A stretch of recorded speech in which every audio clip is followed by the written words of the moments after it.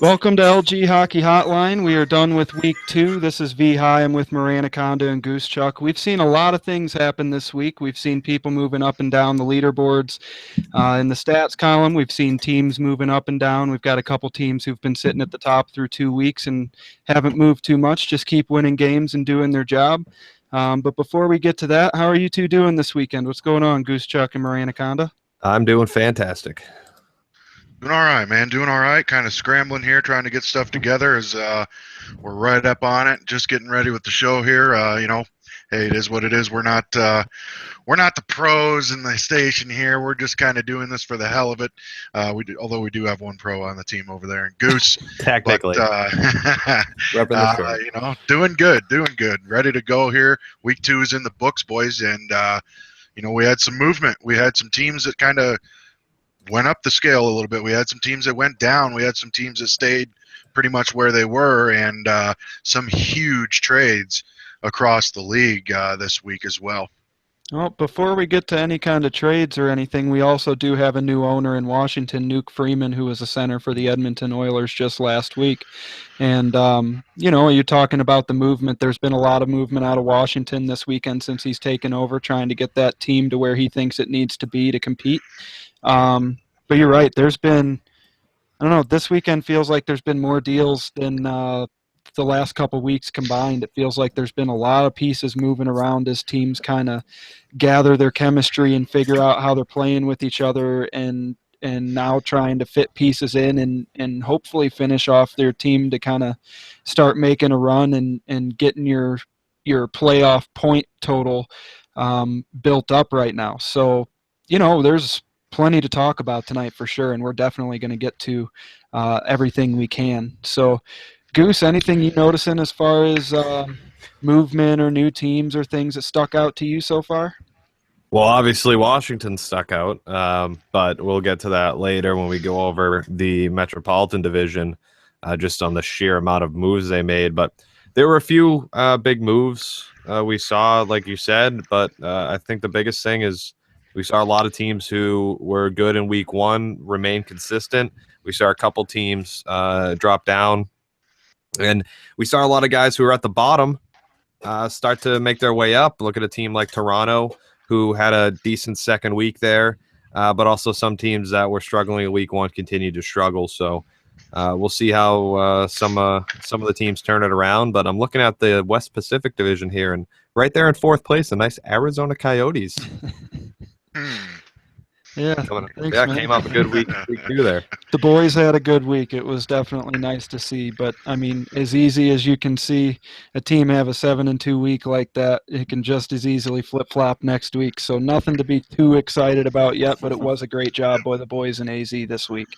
Yeah, for sure. Got to keep grinding, man. You can't be happy or satisfied with 1 week when there's 7 more to go. You know what I mean? So that's kind of what we've been preaching to everybody is just, you have a good week, you aren't the Stanley Cup champions. You have a bad week, you ain't the worst team in the league. You got to stay consistent, and you got to keep pushing through week by week. But before we dive in here, I do just want to handle one house cleaning thing, and it's in regards to the challenge dressing room. I know we've been having massive issues with it. Thursday was a pure example of it. I mean, it was just a joke. It took over an hour and a half to run a game. It was a joke. Yeah. Sorry, Boston. I think it was that game. No, it was Chicago on Thursday. There was Wednesday we had the same thing. And, it was a joke. You had problems Wednesday against Boston. Yeah, but, there is a fix out there. Rahanek even said that they're using it on the Xbox side, and it seems to be working. Right now, I'm trying to find that thread. What thread is that in, Jonathan? Do you remember? I do not. It was actually. It's towards the bottom. There it is. Challenge dressing room frozen fix. So this is from H-Riz or Riz. In Florida, he did say that, what they've been doing, I guess, is, if I can get my damn screens to work here, I guess they've been getting 5 guys in the room they're sending the team with only 5 guys or less in the challenge dressing room. They actually send the challenge and then try joining the game with all 6 players. He said that that's worked for him. So you send the challenge out, and then you like. Does that make sense to you guys on how they're doing that? That doesn't Yes. really. So the team having connection problems sends it out without a full lobby, and then they fill the lobby. Or you're saying the team that's having problems accepts it. Yeah, see, I'm trying to follow what they're talking about there Yeah. because it doesn't make sense to me. You can't send the challenge with only Right, 5 because guys. it puts you in the lobby. Yeah, because it'll Unless you put you can in the join game. off That's party. what I'm I don't thinking, know. yeah. Yeah, maybe you can join the game off the party. I don't know. Maybe if there's clarification somewhere. But Rahanic did say they have been using it on the Xbox side, and it has worked for them over there. So I mean, it's working over there. I mean, anything we can do to get this fixed and resolve Obviously, this yeah. problem. I mean, Jesus, it's becoming a joke. I mean, games are starting later and later every night, and on nights when on Tuesdays and Wednesdays when games are at 10 and 11 o'clock, that makes for a damn long night and real early morning. So, it's just. I mean, give that a shot. We're definitely going to give it a shot this week and see if it works for us. Maybe it will, maybe it won't. Who knows at this point? But I think he's saying send the challenge, as I read this, send the challenge to the team that's receiving the challenge, only have 5 or less people in there when the challenge gets sent, then bring the gotcha. 6th person The team that's in, and receiving then the accept challenge. the challenge. Yep. There you go. Claus just clarified for us on the YouTube. You said the team that is receiving the challenge does not have 6 in the dressing room until the challenge is sent. Yeah, that would make then sense. Okay, you that's add how your I 6th read it. person. So Thanks, Claus. I didn't see his appreciate it, comment. Claus. Yeah, Wicked awesome, Claus. that makes Wicked awesome. that makes more sense to me, But if you're having challenge issues, try that. We'll see if it works until somebody somewhere gets their together and gets that fixed Yep. permanently here because And it's thank become a joke. thank you, Riz, for posting that thread as well. As soon as you found something out as an idea, because it is kind of, I mean, what we're seeing is we're starting games super late, which is causing AHL ECUs to have trouble missing AHL games and then possibly missing a late NHL game start time, making that start. It's taking, 2 30-minute games and causing you to draw out to about 2 hours or so for the both of them. And it's really frustrating to the guys. It's hard to get a flow in the game. And, it's hopefully we can figure something out, or hopefully this is enough to at least kind of use somewhat of Band-aid a it for a little patch bit. for us, Right. to kind of just move forward. So I guess that's the only kind of house cleaning we have this week to bring up. Did you have anything else Oh to add to well, that? I mean, it's just a little nitpicking that I wanted to do, I guess. But right now, a lot of it could be because of that club challenge. You never know. But I mean, I am noticing that almost every game up here, every single team does ask for extra time, and I get it. People have jobs and stuff, but you know what? Like, if you're having to use ECUs and those guys are playing on the same night, it makes it really tough. I would just beg that people try and start on time. Yeah. Well, pretend the game starts 10 minutes early. Yeah, I mean, if you're not 10 minutes early, you're late, right? So, I mean, every game, every team, they always ask for extra time. And I mean, yeah, it happened to us this week, and we did ask for extra time. But that was because of internet issues and not just because, somebody's saying goodbye to their girlfriend or, whatever. I mean, it's nitpicky, it's BS, but I mean, I'm sure you guys have noticed it as well. I mean, every game starts 15 to 20 minutes late, and it's just when you got guys that are ECUing or have to make another game in another league or a Pro Series game or something, and we're running behind, it just kind of it backs everything up. So I'll just ask that people try their best to be on time for games. Mm-hmm. And just a real quick, I wanted to publicly say an apology to Scoots about some of the things that were said in the shout box about the lagging and stuff. No hard feelings from us towards you. That was, I didn't know what was going on. I was in our party as well. right, or yeah, on the broadcast. I wasn't on that night. So anything that was said, I'm not sure what was said, but I'm sorry that anything was said by our team, and we'll do our best not to let that happen again. Sorry, man. Anyway, let's move on. And this week we're We saw a lot of stuff that we've kind of already brought up. Teams like Toronto and guys like Tech 112 and Bill having outstanding offensive performances, helping Toronto have an outstanding week and move themselves back up into contention. J.C. Penn's jumping up to tie J. Claus with 19 goals for the league leading goals, helping us in Arizona have a solid week. A lot of stuff happened this week, and one of the things I've noticed, Anaheim, they've made a couple moves, not a ton of them, but they were able to maintain this week and have an extremely solid week, and so was Chicago. And so what you're kind of starting to see is there's a couple of front runners, and then there's a lot of mixing up going on throughout the rest of the divisions as teams kind of move up and down and play against each other and try and strike that balance of chemistry. But it's really good to see that there were teams this week that maybe struggled a little out of the gates and were able to rebound and have solid weeks. I.e. Toronto. I mean, they had a hell of a week. Every game it seemed like they weren't just winning it; they were blowing teams out. They had a really strong week from top to bottom. They came out and really changed their fortunes this week. They put themselves right in the thick of it. They're not quite in a playoff spot yet, but I mean, they did a hell of a job on the week. Playing the way they did. I believe in their last, they're 6-4 in their last 10, which is a lot better than the way they started. So hats off to Toronto for some pretty good games this week. Me. Yeah, absolutely. Plus, Dallas Stars made a run ending the week with a 6-game win streak. The Ducks ended the week on a 5-game win streak and are sitting at 16-2 on the season. Goose, what do you think about the movement around in these divisions, or how teams are starting to I don't even know if I can say teams are starting to shape out, because there has been a lot of movement through the rosters, but what are you seeing there as far as the divisions and how teams have performed? Regarding the movement too, like you said, there's been a ton, and there's going to continue to be a ton until the deadline. That's people are going to be trading every moment they can, because again, it's so much easier to trade on something like this where everything's instant, it's quick. It's not real life where you don't see real trades in the NHL every day practically. So you're going to see a lot of really trying to perfect your team because you have that ability to do it so easily. Instant gratification. So you're going to see it so much more.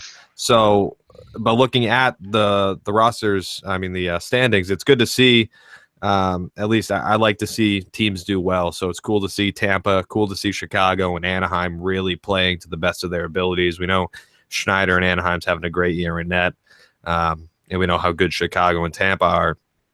But it's really going to be interesting to see the middle of the divisions. Now we see Chicago dominating the West Central, which you talked about last week, and then you look 2, 3, 4. You have Winnipeg, Dallas, and Nashville. They're all really good teams as well, Minnesota included at 5. So the battling is just beginning. It's going to be so much fun for those wild card spots, especially to see who's able to sneak their way in there and take those playoff spots in a couple weeks.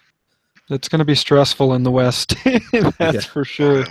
It's going to be stressful all over the place. I mean, it's going to be tight in both conferences. I mean, there's going to be teams battling it out for those last 2 spots. You can see it coming already. Well, the Eastern Conference has 4 teams tied at 14 points right now, which is only 5 points out of the final playoff spot. 2 teams ahead of them, Florida and Canadians, have 17 and 18 points, with the Senators being 19 in that 8 seed. But you've got 8 through 14 that are all within 5 points of each other. And in 1 week, you can definitely have a huge flip-flop in those positions in the standings. So, I noticed that there were several big win streaks over the last 12 to I think 14 games or so. There were a lot of teams that went on 5, 6, 7-game win streaks in that time, and it's really interesting to see teams put together streaks like that in the league that's this tough, and never knowing what lines you're going to face. So, I mean, I expect to see a lot of this stuff change up. You might see, of course, teams like Chicago, Anaheim, Tampa, Boston. You'll probably see teams like this stay up at the top. The New York Islanders, who are having an outstanding season as well, stay up at the top there for the most of the season. But the rest of the teams, it's all up for grabs, and it's still really early, so you can still get yourself back in it with a really good week. Yeah, I mean, there's teams that are, just a little bit above 500 that are sitting in playoff spots right now. So, I mean, it's anybody's game. I mean, we are only in week 2, but it's anybody's game. I mean, I would think that anybody right now could get themselves back into this, excuse me, in a hurry with a good week. If they can put together a decent week, there is any team out there that can get themselves right back into it. This is not over by a long shot for a lot of teams. And, they're going to be battling their asses off all season long, but, that's going to be the fun part about it, is that it's going to go right down to the wire with some of these teams, because there's so many teams that are so close to each other right now after 2 weeks. It could just keep flip-flopping, teams going up and down like waves. It's going to be cool to watch. It's going to be a real fun season. Well, speaking of teams that are close together, let's move on to this week's division spotlight. We're highlighting the Eastern Metropolitan Division, which has 8 teams in it. Of course, Philadelphia, Washington, Carolina, New York, New Jersey, Columbus, and Pittsburgh.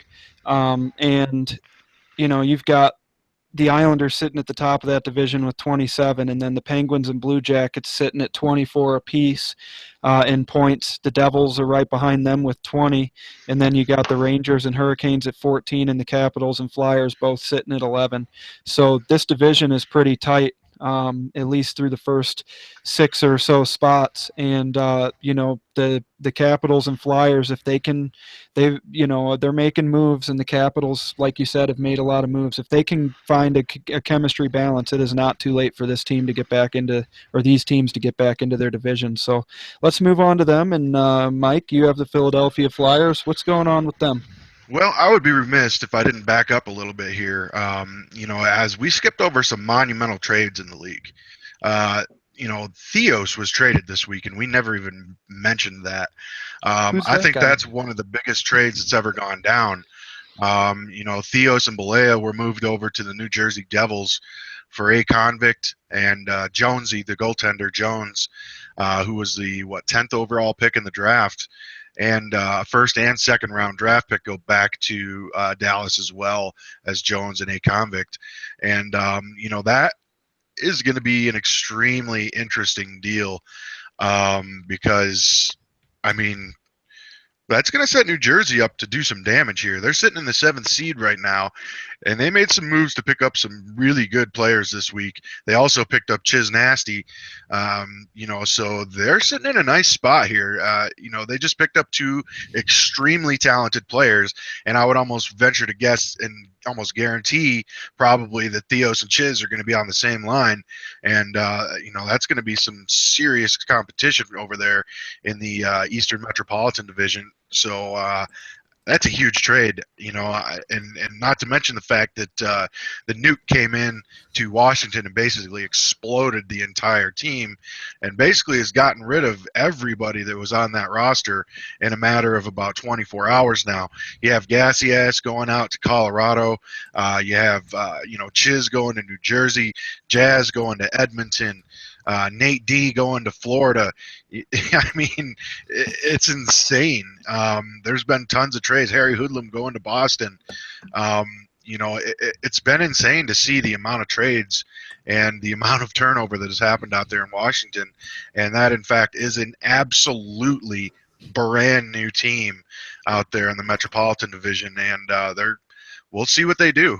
They moved out some very talented players, but they also brought in some pretty solid players as well. So I'm guessing that Nuke knows a lot of those guys they brought in, and it's going to be interesting to see. They picked up Snoop, 6'5" from the Avalanche as well. So it's going to be fun to watch and see if Washington can get things turned around there. They currently are sitting in the 15th seed in the Eastern Conference, and they do have a huge mountain to climb.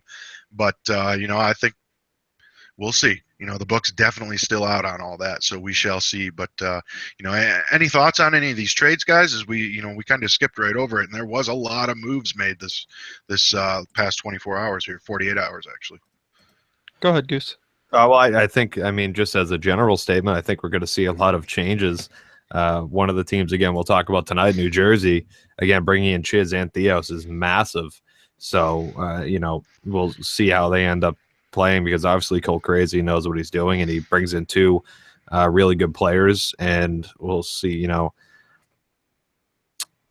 how can is it going to, we know it's going to help New Jersey, but how is it going to help Washington at all, bringing in Blackhawk and Kirk Nasty? Because Washington looks like they're in a hole, and most people think they're just digging that hole deeper. So we'll see if they're starting to climb out of it or not with the trades they made. But there are a lot of trades made. I don't know all the guys off the top of my head, but that was a big trade, obviously, with Dallas trading Theos to New Jersey. And on the other side too, Jonesy, he's a great goaltender going to Dallas. Top 10 draft pick this season. Exactly. So we'll see how he helps out Dallas. Belaya's getting changed for him, so it's a 1-for-1 in that sense for a goalie. So we'll see how Jonesy helps out Dallas there, because he can certainly be a really good player as well when he's in the right system.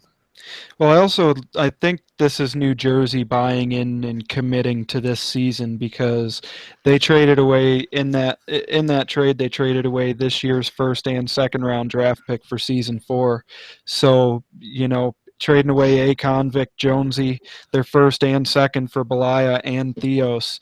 They're going for it, and they gave a lot, but they're getting a lot back, including a guy who's led the AHL and NHL in scoring. So, the only thing I wonder is,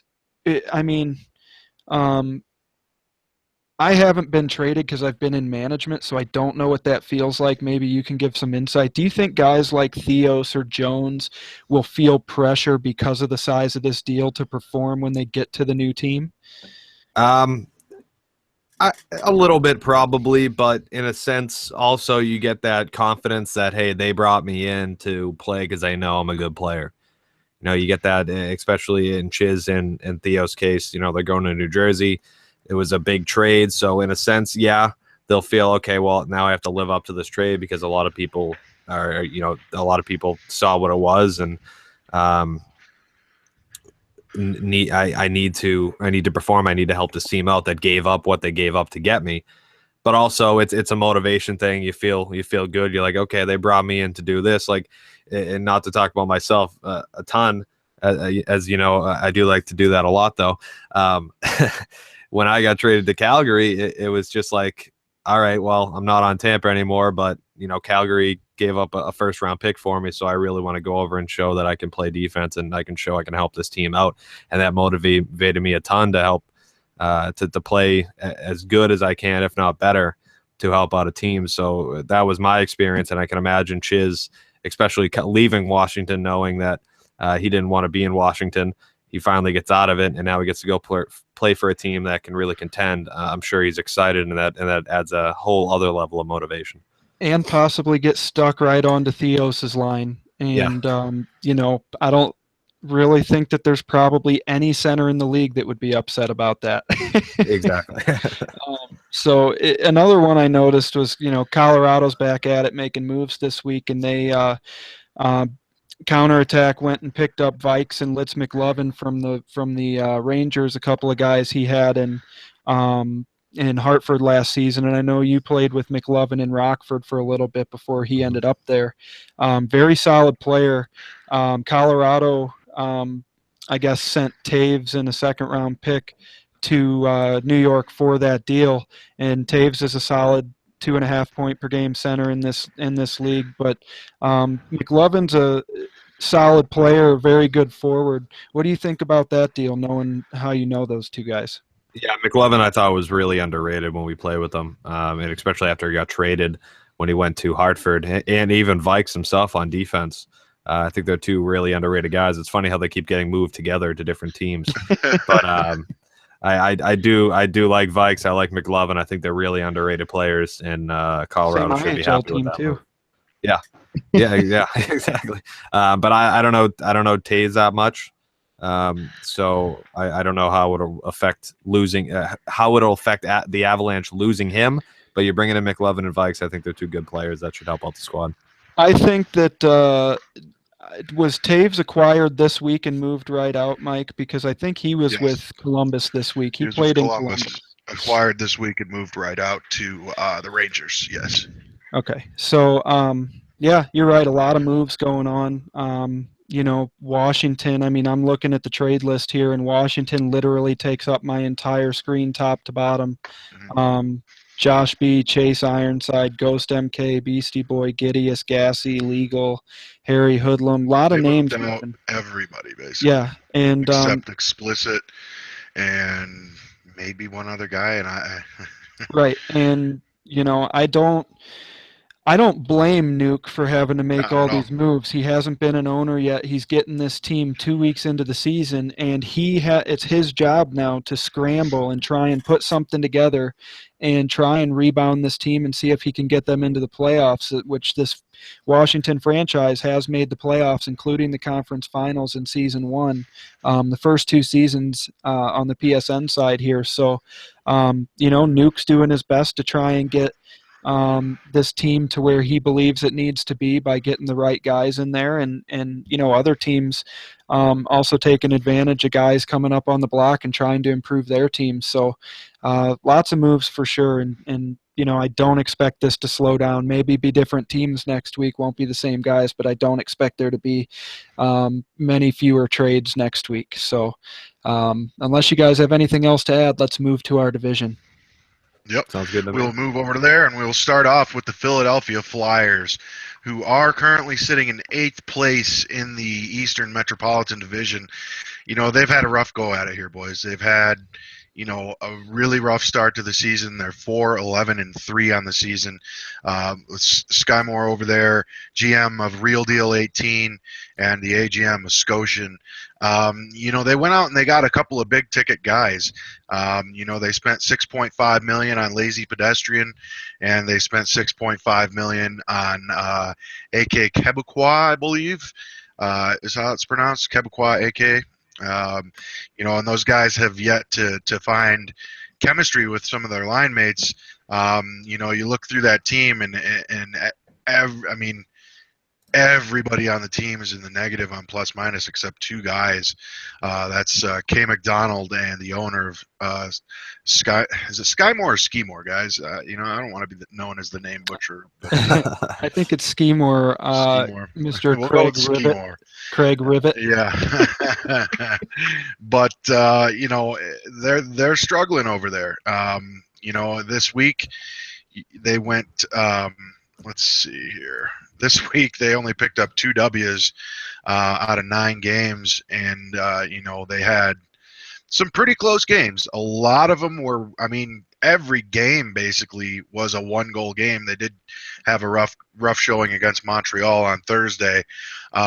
But other than that, you have a 7-5 loss to Winnipeg. You have a 2-1 loss to Colorado. You have a 3-2 loss to St. Louis. You have a 2-1 loss to Chicago. You have a 5-6 loss to Dallas. They're right there. So they're 1-3-3 in 1-goal games. So, if some of those games go differently, say they end up, 5-2 in those games, they're sitting in a different place here. They're sitting with 7 wins instead of just the 4 that they have. So it's going to be a rough going. I don't see them making too many moves, although they did make a move, I believe, in the last little bit here. Let me go over there and see, because I thought I saw Philadelphia involved in a trade, and they picked up Cash H23 from St. Louis, and they also picked up Ho-Ho McDangles from Nashville. So Ho-Ho McAngles, and that is one of the sickest McAngles. names I've heard. So they made a couple of moves here. We'll see if they propel them, where they need to go. But as it stands right now, they're having a rough go at it.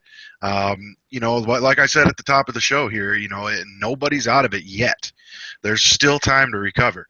And with as many 1-goal games as they've had, you never know. They could get it done. So, I look for Philly to, be there, but I don't. Well, they personally, also they also Go had ahead. like 8 draft picks this year, so they had Yeah, a they had lot a of lot. guys who didn't have NHL experience that they were starting off with, and it's tough to come in, especially if you might have a group of 5 guys playing together who haven't played in the NHL as a group yet, to come in and play against these guys who've been playing up here for 2 seasons already. So that could be part of what's helped or hampered them from getting off the ground to start the season. So I just wanted to point that out to you real quick. Yeah, for sure. So we'll see what happens over there with Philly.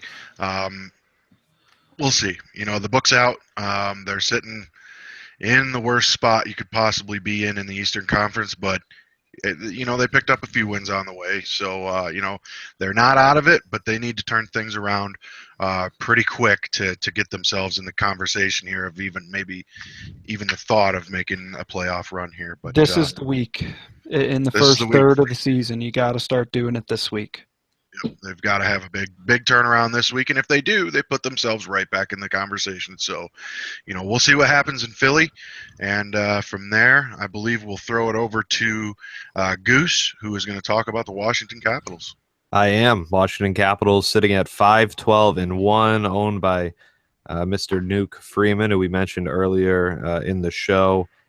And it's 5-12-1. Honestly, that's not as bad as a lot of people have made it seem with how the Capitals have been the last week or so since Nuke took over, and all the trades that have been made, and how a lot of people are unhappy, and how just crazy it is to be a member of the Capitals. Again, with all the moves they made, but over the last week, they have brought in a few players to hopefully help turn around the team. And we got Shaynesta, who I played with, I believe, in a couple tryout games earlier before season 3. Good player there. They brought in Jimmy 124. They brought in Purple Dragon, who I played with a bit in Rockford. They brought in Turk Nasty in that aforementioned trade for Chiz, I believe. So they're bringing in a few pieces here, but again, just like the Flyers, they're tied for last in the division right now with only 11 points. And based on the public's opinion, they're going to have a really tough time turning that around. They have a couple tough opponents coming up in Pittsburgh and the Rangers and the Islanders, especially on Tuesday, though it'll be an interesting battle between the Capitals and Flyers tomorrow night at 10 o'clock, so we'll see what happens there. I would imagine that's going to be the most popular game of the week to watch. So we'll see how Washington does. But again, just like Philly, it's not looking good from the outside. But who knows? Nuke could have something up his sleeve, and he could be bringing in a bunch of guys that nobody knows that's going to turn this team around, and they could be headed to the playoffs. We don't know. If I'm a betting man, I wouldn't bet on that. But we'll see what happens in Washington. Hoping for the best, just for the sake of the league. Yeah, we shall see. They've got a lot of out.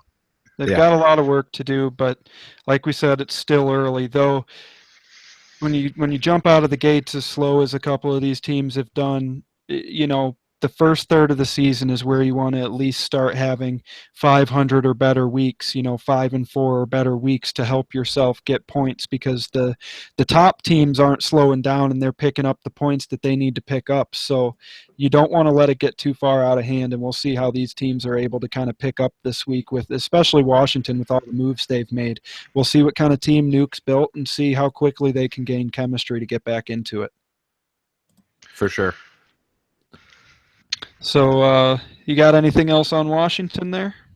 I mean, I'm sure I could come up with some crazy stuff based on all the moves they could and Well, could we'll not see make. if Explicit sticks around too, right? I mean, Yeah, that's another. nobody's really heard too much. He's still listed as the GM. Mm-hmm. He's the only person of management left over there.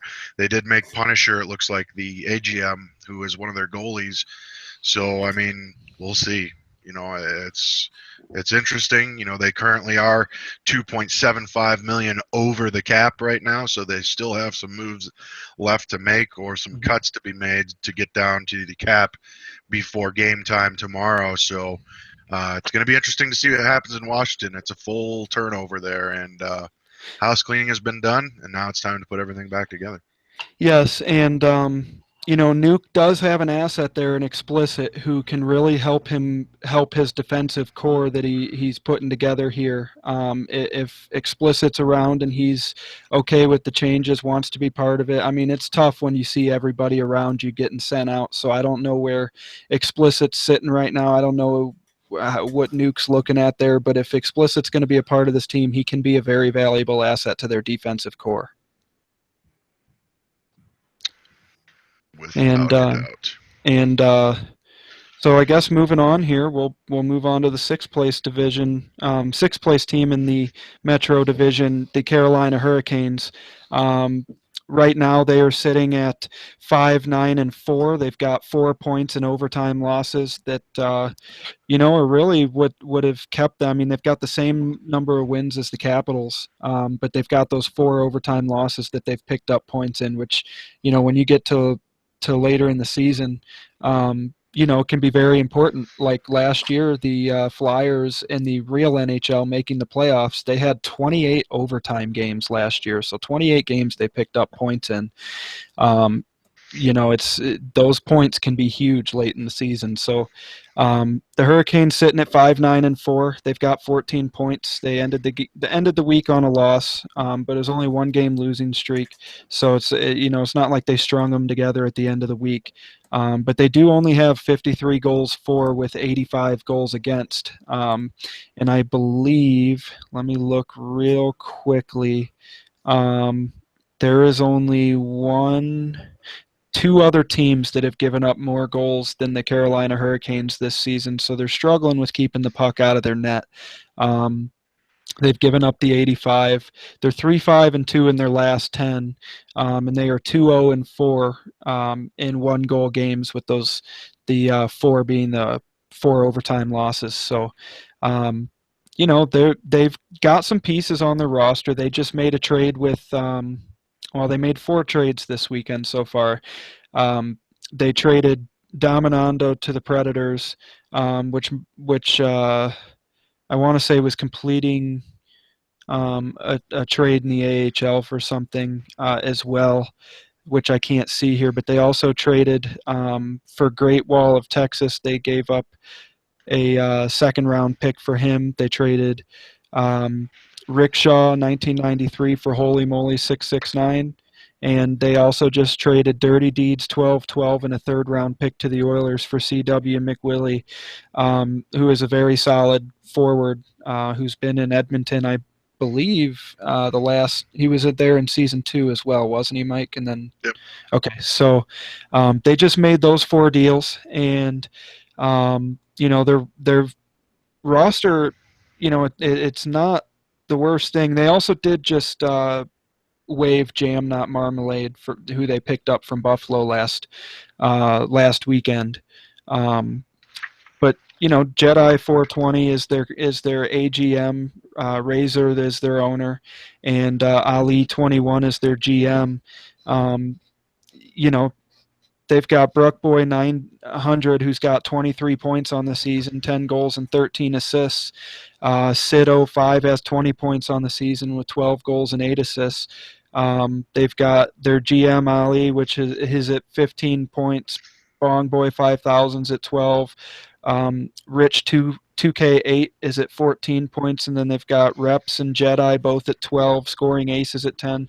So they've got guys that are scoring some points with the 53 goals for on their team, but they're struggling with keeping it out of the net. So we'll see how they can turn it around, and if they can keep these guys putting the puck in the net, they can probably get themselves back up there fighting for their 3rd spot in their division for sure. They've made some moves. They've traded some pieces out. They've brought some pieces in. So we'll see where that leads them. Just like a lot of other teams, they're not out of it yet. So we'll see if Razor and the boys can get it going and get themselves into a playoff spot. Absolutely. So I guess, Moran, I'm going to throw it back to you, and we will move forward with the New York Rangers. The New York Rangers. over here with the Rangers, they have made some moves. They did pick up Taves from Colorado in a deal that sent McLovin and Vikes over to Colorado, reuniting some of the crew from the Wolfpack days. So, which happened to be the Rangers minor league team. yeah, exactly. So these two teams are very familiar with each other. I did want to throw out there a pretty huge trade that we kind of just skimmed over. I don't even know if we mentioned it or not, but Sloshy getting traded again from Colorado to Nashville. Yep, I saw that. Nashville picking up Sloshy and giving up 3 fairly solid pieces. And Harry Hoodlum, it's Purple Dragon. Or excuse me, that's my bad. Where'd that trade go? I had it up right here. There it is. Giving up Jason 23, Alex QC, and Legal, who, that's 3 pretty damn good pieces that they gave to Colorado for Sloshy. So, Sloshy has now been moved over to Nashville, and, we'll see if Nashville can't turn it on here. That's going to be a tough team to play in the Western Conference now that they have a extremely good center in Sloshy. So just wanted to bring that up real quick. But back to the New York Rangers and Jetup 91, who's the owner over there. He's made some moves this year. Their GM over there, Paige is rad, and their AGM 724 Sniper. They've made some moves on the season, and they've got some players over there. They're sitting right in the middle of the pack. They're sitting in 5th place in the Metro Division. They're currently in 13th in the Eastern Conference, so they're only a few wins away. I mean, they're sitting only 5 points out of it here at this point. So, they can make a run. They did bring in some new pieces this week. They're not doing too bad. I mean, they're right there on the cusp of it. There's definitely room for improvement, and they haven't been the worst team in the Eastern Conference. So, I mean, they're sitting in limbo here, trying to get some stuff going, trying to spark something. And, they got some good players over there. Zogood is a good friend of ours, who's on the back end for them. Wally 919 is a good player. Jay Durst -8 is a very underrated player. I think he's outstanding. And Agent Suska is leading their team with 14 points. They have Killhouse, who's a big Xbox guy, I believe. Looks like he's only played 4 games on the season for them, so he must only be able to play 2 a week or something, or he's only been able to play 2 a week up to this point. But they have Greeno over there on the back end. So they have some guys that are struggling, that's for sure. They have some lines that are struggling. We'll see if they mix it up a little bit here and try and change things up and get themselves out of the spot that they're in. So, look for the Rangers to maybe put together a little bit of a run here this week. They have to, but like I said with the other teams, and like we've said since the start of the show, is that nobody is out of it yet. There's still time to gain ground and get yourself right back in the conversation, and there's still time for teams to lose ground and take themselves out of the conversation. So, we're still early on here, and anything's possible for the Rangers. So, but we'll see. The book's out, so we'll see where they end up when all is said and done. But they've got good ownership over there, and they have a couple of good managers as well. So we'll see where the Rangers go. And, without further ado, we'll toss it over to Goose, who can do them New Jersey Devils, who have put together a nice little roster here in the last couple of days. They have, absolutely. New Jersey Devils sitting at 9-7-2, run by Colt Crazy, who, like we've mentioned multiple times tonight, has made a few moves, including bringing in Theos and Chiz Nasty. So 9-7-2, definitely not a bad record to be sitting at. Only 7 points out of the conference lead, 4 points out of being tied for second place. And they have a nice cushion behind them, a 6-point lead over fifth place New York Rangers. So they're in a good spot right now, and especially adding 2 solid players, it'll help. Now, you wonder again if the addition of Balaya and the subtraction of Jonesy is going to be a big deal. I believe I've played with Balaya and Jonesy. I think they're both good goalies, but we'll see how we'll see how Balaya fits in with this team, because you might not always play well with different players in front of you. So I think that's one big key the Devils have to look at going forward. But looking at the team they have now, again, Theos comes in with just over 2 points per game. You have Jay Girard running 17 points in 6 games, their leading scorer, which, is something that certainly helps to have. Sloaner, 13 points in 6 games as well. I've got your 6, one of the GMs. He's got just about 2 points per game.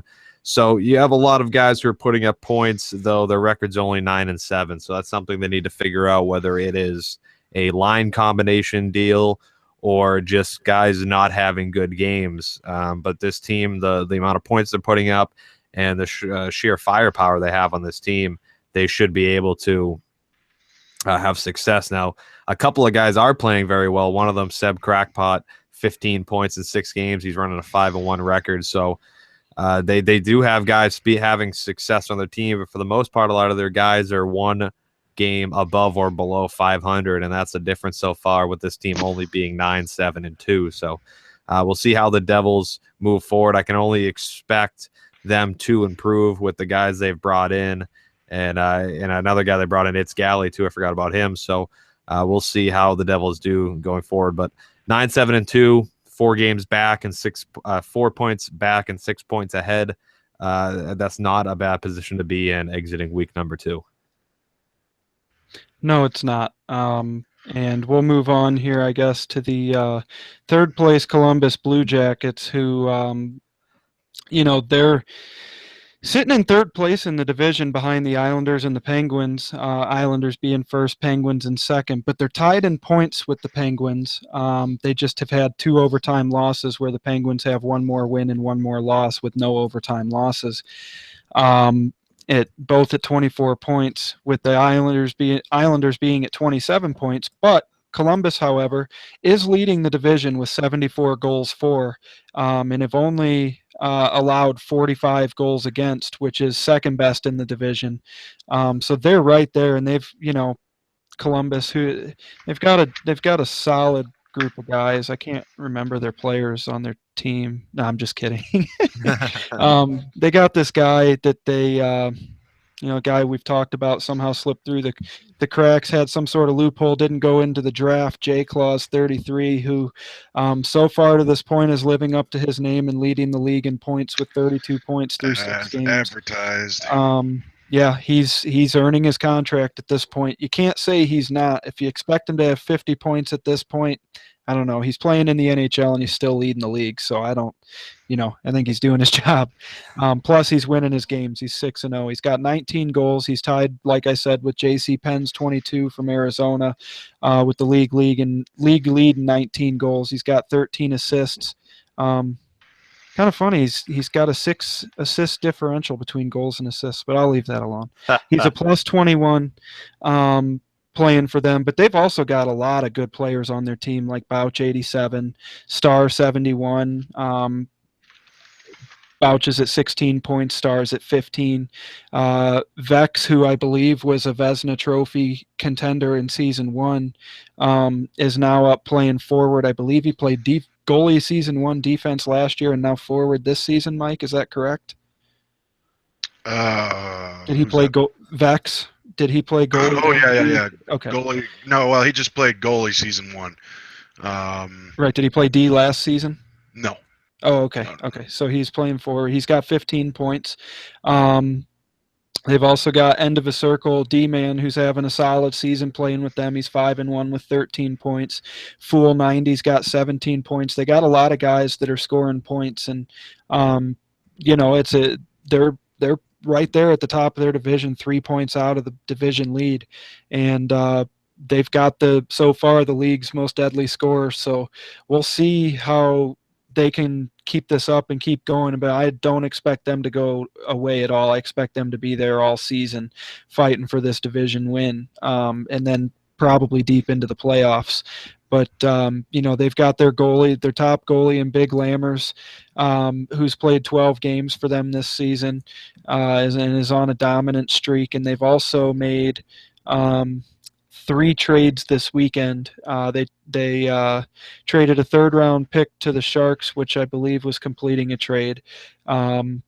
They also traded Taves and Great Wall of Texas to the Avalanche, who then turned around and moved those two guys out in trades that we talked about, but for Avis 93.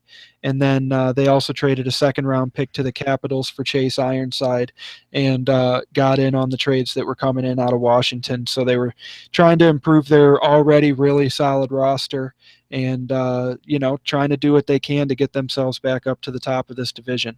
So I guess without any further ado, let's move off of the Columbus Blue Jackets, who I'm sure we will talk about plenty for the rest of the season, and let's move on to the Pittsburgh Penguins, who the Penguins and the Islanders, all three of us are going to kind of talk about here as them being the top two teams in this division. So Mike, do you want to start it off talking about Pittsburgh? Absolutely. This is a team that I really like. I think Frost X17 is a great player. They picked up Gergs 28 with the 11th pick in the draft, and I think that was just an outstanding draft pick by them, as Gergs is one of my favorite players in the league. One thing I do want to say, I just want to publicly state to neutrality. Hopefully everything's good with you, brother. I wish you nothing but the best, and hopefully you get back to your team as soon as possible here, and get back with the boys and get to BSing in the dressing room, man. So best of luck to you, brother. Easton's is a fantastic player they have over there.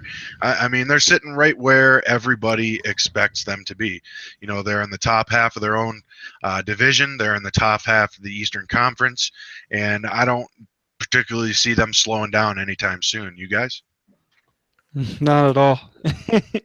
They've got a lot of pieces. Like you said, Gergs, they also drafted Larkin 71.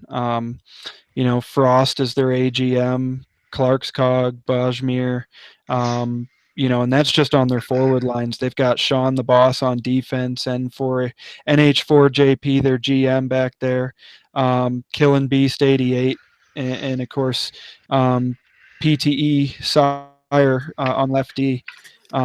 They've got a solid team here, and of course, their backup goalie is Luigi Plays Base, who is a guy that we talked about a lot last season in the AHL.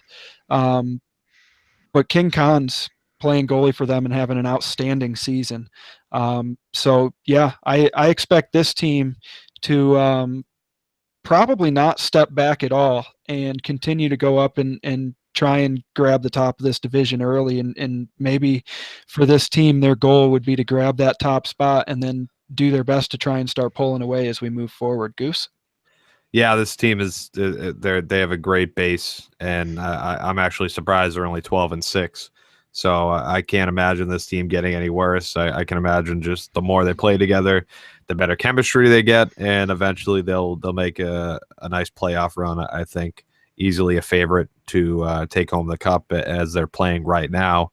But again, they have a good core between Frost and Easton's and Gergs and Clarkskog, and you could list the whole thing. Great goalie in Kong. So you could list the whole roster if you wanted to, but Pittsburgh's definitely a favorite in the Eastern Conference. And again, I'm surprised they're only 12-6. Yeah, it is kind of shocking considering the talent that this team has. Now, this upcoming week's going to be a big week for this division. They're all playing each other. So this week is all interdivisional play with them, with the exception of 2 games, I believe, for Pittsburgh here. They're playing Ottawa, and it looks like they play Toronto as well. So of their 9 games this week, only stepping outside of their division for 2 of those games. The rest of those games, 7 in-division games this week for Pittsburgh. So they could really take this as an opportunity to put some spacing in between them and their division foes this week coming up. Yeah, they could. They're sitting right behind Columbus with 71 goals for, as Columbus has the 74 goals for. So they're only 3 points behind Columbus for leading their division with goals for. And they've only given up 53 goals against compared to Columbus's 45 and the Islanders' 44. So they're right there. They're 3-2 in 1-goal games, 7-2 hosting record, and a 5-4 away record. You know, I have yet to see a trend as far as the home versus away hosting thing here because it's been such a cluster, you know what, with the challenge dressing room. But I do think we're starting to see that these top couple of teams in each of these divisions are really doing their best to try and um, pull away from the rest of the teams in their division, and teams like Columbus, Pittsburgh, and the Islanders all have the ability to do that. So I guess without any further ado, Mike, let's move on to the Islanders. Well, the New York Islanders is a team that, you know, we were talking a lot about earlier. It's a team that just made a couple of big moves to pick up players, and you know, they're sitting right there at 13-4-1, and you know, they're not going anywhere anytime soon, I don't think. You know, they've actually just, I mean, everybody on their team has been playing well. Every line's been playing good. You know, every line's picking up wins. You know, and you know, they made a move in the beginning of the season to pick up Hazy Hype, and a lot of people were like, "Oh, don't pick up Hazy," but Hazy's been outstanding for him. You know, he's 4-2 on the season. He's got 17 points. He's second in the team in scoring. You know, and first in the league in the shout box. but you know, he's gone in there and done his job. He's gotten done what he needs to get done for them. He's got 12 goals on the season, 5 assists. So Cesar's done a great job over there, and you know, they've got some serious talent on that team. But I think they're good, you know, top to bottom. I think they have, you know, 3 5-man units that can compete on every night, which makes them so strong. You know, they're good from top to bottom. You know, there's nobody on their team that has less than 2 wins. So, you know, they're getting it done from top to bottom on this team. Yeah, they are. They have. They've only, I mean, I don't mean only, I guess, when I say this. They've scored 64 goals, which is 10 behind the Blue Jackets and 7 behind the Penguins, but they're sitting at the top of their divisions and their division, and one of the big reasons why is they've only allowed 44 goals against, which is division leading for them.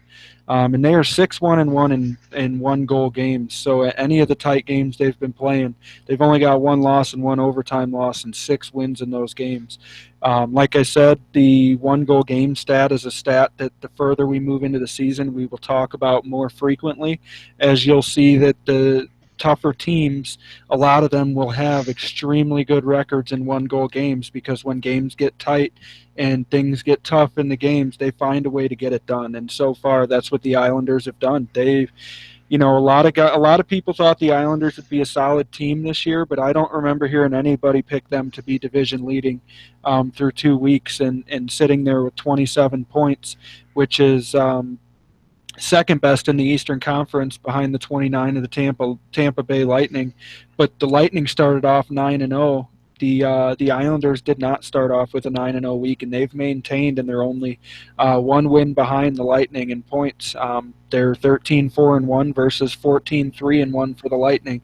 They're right there for the Eastern Conference lead through 2 weeks, and you know, I feel like this team is only getting better. They seem to be getting stronger. They've got Serp 13 on defense over there. Who's having an outstanding season, by the way. He is, and he had a game the other night where he scored 6 points and ended up like 4th on the nightly stars, and He you was know, the leading scoring defenseman this week. right, and yes, and led the league in scoring this week for defensemen. So outstanding week for Serp. He's had a great season so far, and I don't expect him to slow down because they have a lot of pieces on this team, and you know, they seem to be clicking right now. And if they can keep this up, I expect them to continue to do this the rest of the year, making at least the top 3 teams in this division, if not a couple of those other ones that we went over earlier that might sneak back up if they can get it together. But at least the top 3 teams in this division will be fighting their way, for this division title, and it's going to be a tough battle as we have 7 more weeks of this. And like you said, Mike, 7 division games for these teams this week. It's going to be a big week, and you could see a shakeup at the top if one of these teams slips up against each other. It's a lot of 4-point games this week. For sure. But also they've got their owner Caesar 15, and he's having an outstanding season with 20 points. Hazy Hype's got 17. But they've got a lot of guys with 11, 12, 13 points, 9 points. A lot of guys that are right there, a lot of distribution across the team with point scoring, which usually is a sign of a good team when you have over half your team in double-digit goals or double-digit points. And not to mention, too, they have a great goaltending tandem. Again, Sparkplug and Alonzi. Sparkplug's he's only got 1 loss, and it's an overtime loss, so he seems to be playing very well for them as well. But the race this division will have between the Islanders, Penguins, and Blue Jackets is going to be really fun to watch, even if you don't watch the game, just seeing week after week who has the advantage and who slipped up at all. But I think the Islanders are just as much of a player as the other 2 teams are, coming off a nice 4-game win streak, playing some good teams. They just knocked off the Red Wings and the Blues. Those are 2 pretty good wins there. Winnipeg Jets. Yeah, Winnipeg, and you can count Minnesota too, because they're both in the middle of their divisions as well, with above 500 records. So Islanders are a good team, and another stay-at-home D. He's a great defenseman there. I believe he plays lefty, and he's another player that I like to watch, be in my position. So I know he's a good player, and he's certainly putting up the points, 2 points per game there on a winning team, only undefeated skater on the ice, I believe. Completely undefeated, a couple with overtime loss. But the Islanders have, just like a number of other teams we mentioned, they have a good core, and that's a huge thing for moving forward. So I think the Islanders will certainly be a contender here in the East. For sure. And their only 2 losses this week is they went. Did they go 7-2 or 7-1-1 this week? I don't know. They have 2 they're losses. 8-2 in their last 10 games. So Okay, so they went 7-2 this week, and their only 2 losses were against a 4-2 loss against the Dallas Stars, who made a big run this week to get themselves back up into the Western Central Division, getting themselves into contention. I think they're sitting at like 22 points now, the Stars are. And then a 1-goal loss, 4-3 loss to the Chicago Blackhawks, who are sitting at the top of the Central. And then beating a lot of good teams this week. So yeah, Goose, you're right. They did have a tough schedule this week, and they came out 7-2, did their job, and they're still sitting up at the top of the Metro Division. I guess that's about all we have to say on the Metro Division. It's a tight division. There, 3 very good teams at the top, and then there's, a couple of teams in the middle that so far haven't been great, but have made some moves, and we'll see how that shakes out. And a couple teams at the bottom that, if they can have big weeks this week, they can get back in it. It is not over yet. They have not lost hope. But with teams like the Islanders, the Penguins, and the Blue Jackets in your division, you cannot let it get too far out of hand, because these teams will not slow down. yeah, and we'll see if those 2 wild card spots go to Metro teams. Does it work like that? Do you guys know? It's top 3 from each division and 2 wild and then card 2 wilds, spots. right? Yeah, so it could be 2 teams from the Metro. So we'll see. That division's definitely top heavy, with the big 4 up there at the top that are just kind of running away from everybody. It's going to be the bottom 4 teams in that division are going to have to grind like hell the rest of the season to catch those teams. I mean, it can be done, but those teams sitting at the top of that division are all powerhouse teams. So that's asking a lot for the teams sitting in the bottom half of that division to actually make it. But stranger things have happened. They sure have. I wouldn't expect all of the teams at the bottom of that division, just to be clear, to make a run back up, but any one of those teams, if they get it together, could do it. Just to be clear on what I mean. I'm not saying every team can do it, but any team can do it. So let's go ahead and move out of that. Let's get our asses over to this week's power rankings. We're running kind of long here, but we did start a couple minutes late, I guess. Yeah. It is what So it is. I guess let's move over to our weekly power rankings, and I will kick us off with goaltending. Um, this week we've got a couple new names on the power rankings, but still sitting up there in the top spot. Going undefeated for the second straight week was Schneider 24 for Anaheim. Last week was 6-0. This week was 5-0. He had 52 saves. Had a .8 goals against average and a 92.9 save percentage with one shutout. That's an outstanding week for Schneider. Again, second straight week, like I said, where he's just played outstanding. And of course, he's got an incredible team in front of him, but it takes all six guys on the ice to get it done. And a .8 goals against and a 92.9 save percentage is not an accident. For sure. But also in Dallas, you have Rocco Rogers went 4-0. He had a .33 goals against with two shutouts and an 82.9 save percentage. He only had 34 saves in 4 games, in 4 games, which means his defense was keeping the puck from getting to him a lot. But he did stop the pucks that got to him, only having the .33 goals against, which basically means he's giving a third of a goal up per game, which is ridiculous. Outstanding week for Rocco Rogers in Dallas. Pestilence, 4-H Pestilence came up from the St. John's Ice Caps to ECU for 2 games. He's the GM down there for second year at least, might be his third year in St. John's, but he was 2-0 with 24 saves, a 1.5 goals against, and an 88.9 save percentage with one shutout. And then you had guys like Kearns and Viper for the Blackhawks, who this is the second straight week that the Hawks have had both their goalies in the power rankings. Chicago is, just like Anaheim, they're rolling. They're an extremely tough team. I also highlighted them in my game of the week against Columbus last Sunday, which we'll get to in just a few minutes here. But Kearns went 4-1 with them this week, 42 saves, a .41 goals against, and an 82.4 save percentage. Viper went 4-0 with 27 saves, a 1.23 goals against, and an 84.4 save percentage. Both had one shutout. And just to run through the 6 through 10 places here really quickly, we had Bernatchez for Boston, B. Brawler for Philly, Great Wall of Texas for Columbus, who just got moved, Matt Disney for LA, and NHL Twister for Arizona, who all five had outstanding weeks. Having at least 80% save percentage, and Bernatchez for Boston had 2 shutouts this week. He was 3-1-1, but he made 50 saves, had an 80.6 save percentage, and 2 shutouts. Not too shabby there. But the goalies on this list, man, they are good, and they're most of them playing for really good teams, but doing their job. And for goalies to, like Viper and Schneider, Rocco Rogers, going undefeated this week.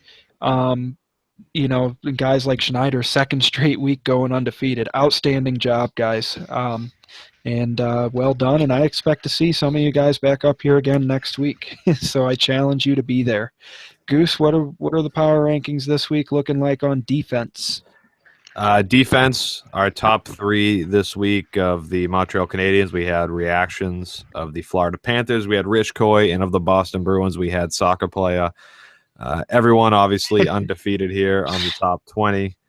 But real quick before we get into defenseman, big shout out to Schneider in goal.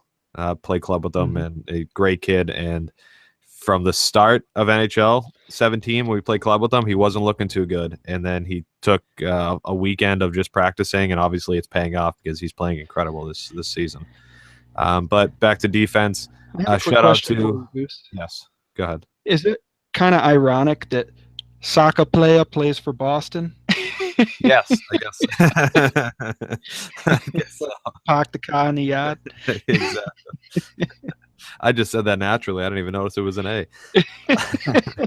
A shout out to you guys, though. Both of you made the top 20 here on the power rankings. Vihai at 7, Miranda Conda at 14.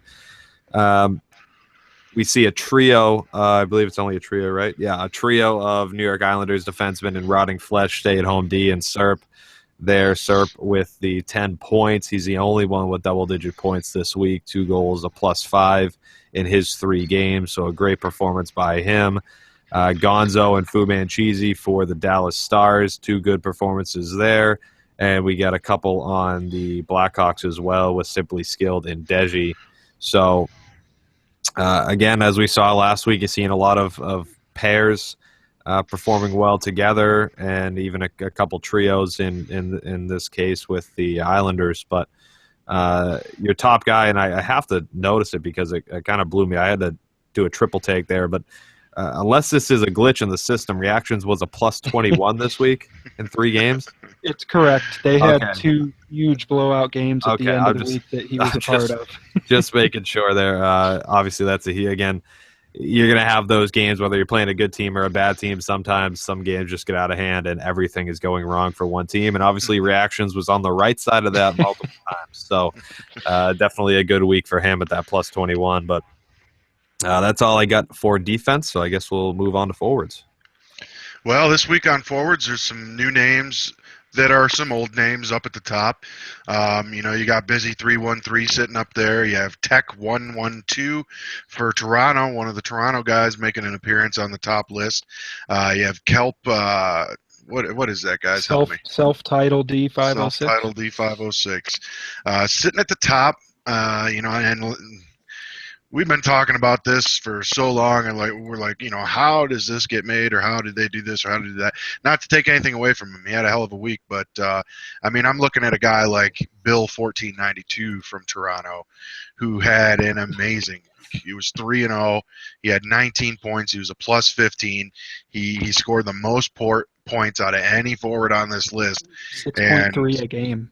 Yeah, he's sitting in the 6th spot. So I'm kind of scratching my head at that one, but you got J.C. Penn's, one of our boys, sitting up there, scored 14 goals on the week, which was just outstanding to watch. It just seemed like every time he touched the puck, it was either bouncing in off his stick or he was slamming it in. So that was interesting to watch him gather up those 14 goals, which was the most goals by anybody this week. And then you have, Jay Durst, the guy we were talking about earlier, made this list for the Rangers, as well as Agent Suska. Claus is on this list, but he slipped down a little bit to 13th overall with 15 points on the week and a +10. So that's, I'm just kidding. I don't know how he makes it down there, below guys who had only played 2 games on the week, but, it is what it is. But Busy, in those 2 games Busy played, to his credit, he had, 7 points a game in those two games. Busy scooping up 14 points in 2 games. Might be the best contract in the league, too, by the way. Million for Busy, and he puts up points like it's going out of style. Jew of Canada somehow went 4-0 on the week. I don't know how that's possible. But, so there's, some familiar names up here, but it's a good week. Bill 1492, that's a hell of a week for Toronto, man. And I'm assuming that Tech 112 is one of his line mates. So, some interesting names up there on the forwards for this week. But, boys, we're going to kick it back to you, Jonathan, for your first star of the week for your goaltenders. Real quick before the goalies there, I had the pleasure of playing against Wally Wallaby Thursday night's game against the Predators, and I have to say I threw more combined stick lifts and poke checks at him than I think I have from NHL 10 to NHL 17, and he managed to put up 5 goals and an assist on us. So I don't know what I was doing wrong, because I was all over him and he just still embarrassed me. So congrats there to Wally, because he had a hell of a game against us Thursday.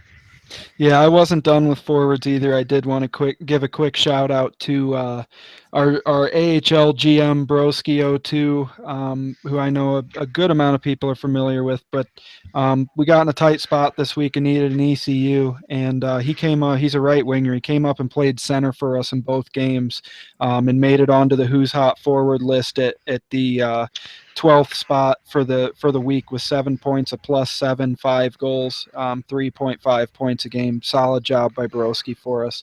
But good job to him making this list as well. He was on the line that was the first regulation loss for the Tampa Bay Lightning was handed to. Yes, he was. He played outstanding in that game. He stepped in at a big spot for us, and yeah, he did a great job.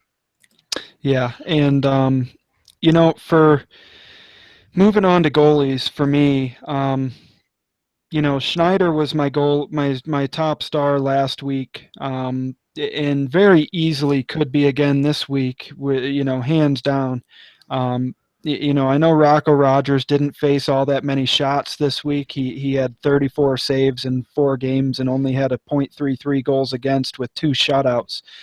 So he didn't face a ton of shots, but I am going to give my star to Rocco Rogers this week. Going 4-0 with a .33 goals against and having 2 shutouts is an outstanding week. And it's nice to see him have a solid week and get some recognition this week. He did a very, very good job for Dallas, who, him going 4-0 was a big part of them getting, I think they jumped 3 spots. They were in second to last place in that division and have worked their way up to third or fourth place in their division this week. And a big part of that was him going 4-0 with the 2 shutouts. So shout out to Rocco Rogers. Nice job. My first star of the week at goaltender. And for defense here, first star of the week for me, I'm actually going to give it to Serp13 there for our defensive rankings. He was listed as 4th, but put up 10 points, a +5 rating, 3-0 on the week. And I just wanted to double-check the games he played in. And, while reactions went off with a +21 there and a couple blowout games, Serp looks to have played against St. Louis, Winnipeg, and Minnesota. Those are 3 solid opponents to go up against, and coming out on top with 10 points that he did is pretty impressive, including being involved in all 7 goals against Winnipeg. They scored on them in a 7-3 victory. So I will give player of the week for me to Serp on the Islanders. There you go. There's some hot debate going on the YouTube chat about that, which is kind of fun to watch. But in switching over to the forwards, as much as I would like to give it to one of our boys, I'm not going to. I'm going to give it to the guy who was 6th on the list. Bill for Toronto. I mean, just because Toronto came out of the gates so slow last week, and they came out in week 2 and did a hell of a job, so my hat's off to Toronto. Bill 1492 with 19 points on the week. He was a +15. He scored the most points out of any forward this week, and they weren't all goals. He was spreading it out. He had 11 assists as well. So, he was doing a great job. That's a center's job a lot of times, is to feed the puck up to his teammates and, get them up and out of the zone and into the offensive zone and, bury the chances he gets when he gets them. So, my hat's off to Bill and the Toronto Maple Leafs for their week 2. And, but hats off to a lot of you other guys on the forward list as well. Yeah, great job all around for sure on the guys. And, Bill and Tech 1 too, being a huge part of that Toronto turnaround this week and getting them back up there in contention in their division. So, yeah, huge shout out to him and Tech. Both had great weeks. And JC Penn's as well, scoring a ton of big goals for us. So, yeah, let's move this on. I will quickly go through our league leaders here. Our league leader in points is J Claus 33 with 32. Our league leader in goals, we have a tie at 19 with J Claus 33 and JC Penn's 22. Both have a capital JC and a double number at the end of their name, so it's very awkward to look at both of them next to each other. Our league leader in assists to this point is Let's Go Flyers of the Winnipeg Jets, another team having a really good season. He's got 21 assists on the season. And then our goaltenders, as I switch back over to those, give me just a second.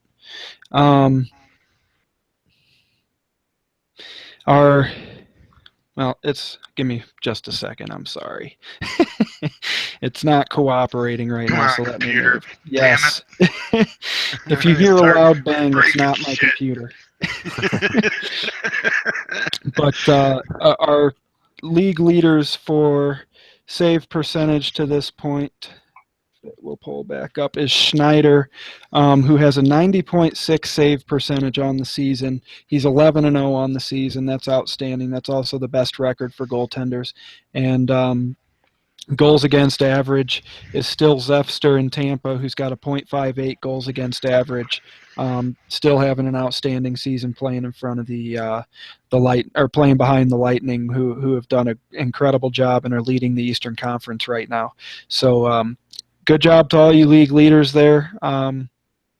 Outstanding to see guys, different guys up there at the top, like Zeph with the goals against. That's a good job by him.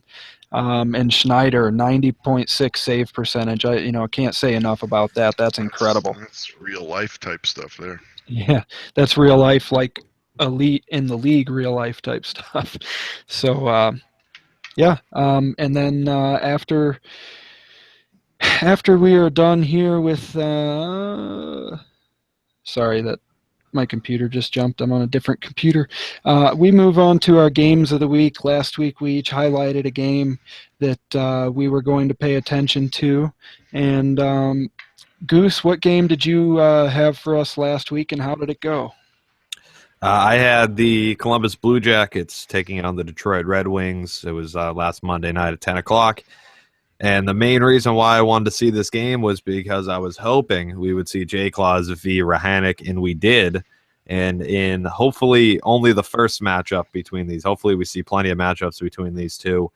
J. Claus gets the nod in both getting the win for Columbus and on the scoreboard, as Claus put up 2 points and Rahanic was held with no points, despite looking at the rest of his stats. Obviously, he was working his ass off to get some points on the board for his team. He just wasn't able to. It's just one of those games that happens. But Detroit and Columbus both put out great lineups, and it was a back-and-forth battle. But Columbus was able to hang on for the 3-2 win. Mike, what was your game? My game was the Tampa Bay Lightning versus the Anaheim Ducks. Interconference play here.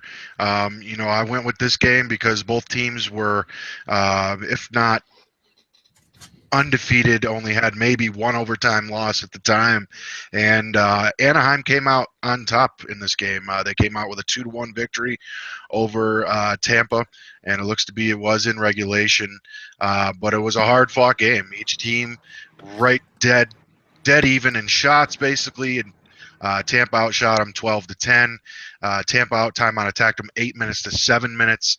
Passing was 72% to 67%.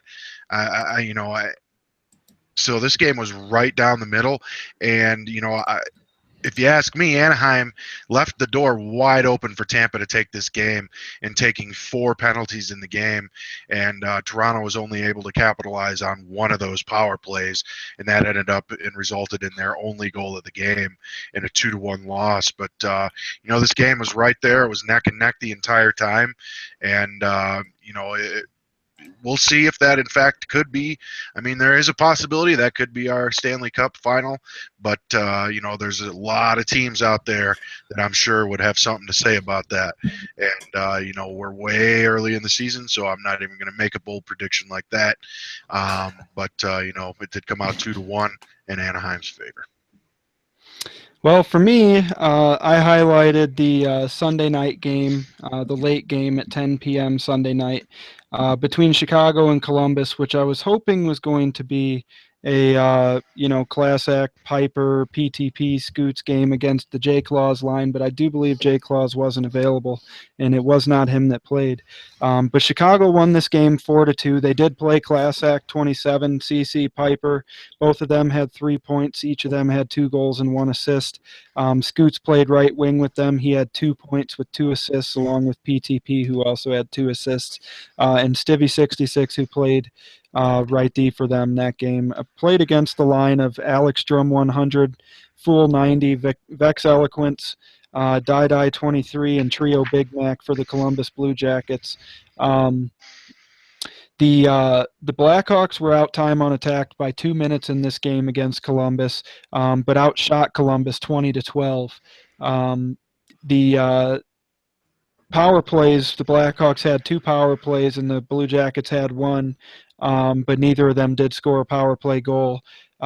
Face-offs were pretty much even, and hits were pretty much even. This was a very tightly contested game, but as Chicago has most of the season, and have played a lot of close games, came out on top in this game 4-2, like I said, and they've got it firing on all cylinders right now, and are sitting up there at the top of the league, right behind the Anaheim Ducks.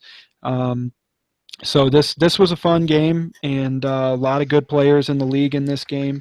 And Chicago's first line, an outstanding line with their owner and GM Scoots and CC Piper in this game, and their second overall draft pick PTP, and I think their fourth overall draft pick Stivy 66. So outstanding lineup that Chicago put out there, and they did get it done against the Blue Jackets. So that was a good game.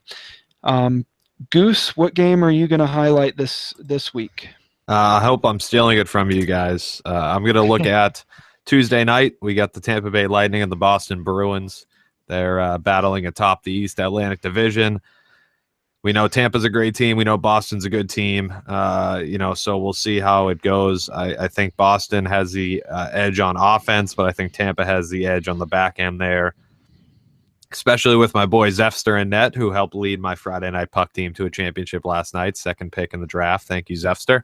But I'll be looking at that game for sure, because I know it'll be a battle, and hopefully they both bring out the big guns for that game Tuesday night.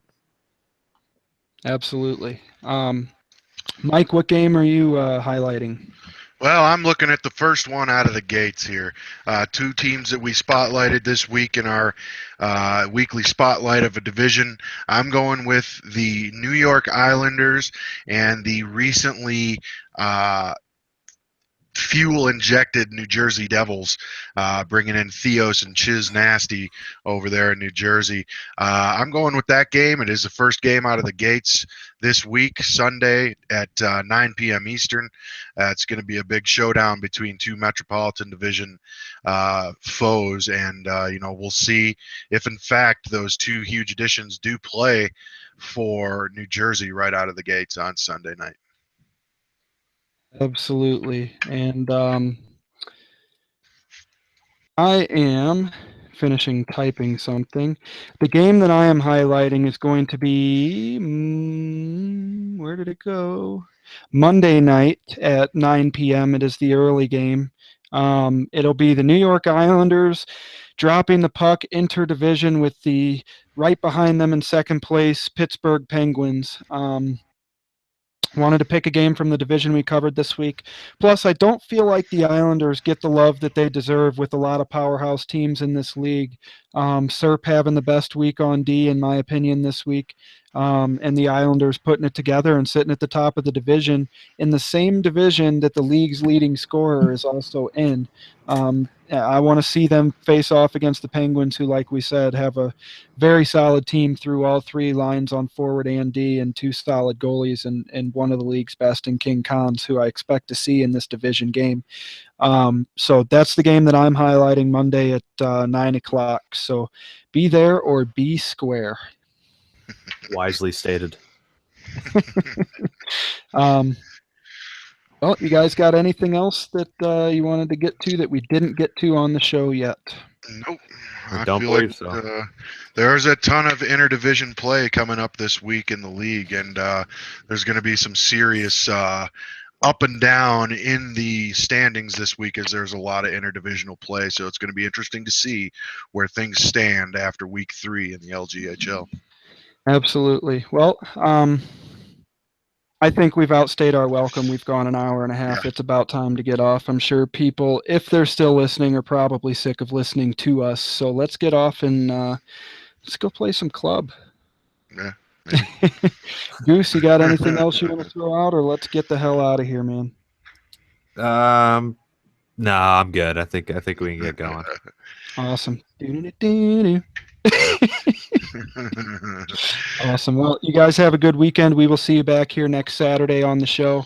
We will highlight our 3 games, and next week we will be highlighting the Western Conference division of the I don't even know, Pacific Division, where the Anaheim Ducks currently reign at the top. So we will bring you that division next week, and until then, peace. All right, everybody.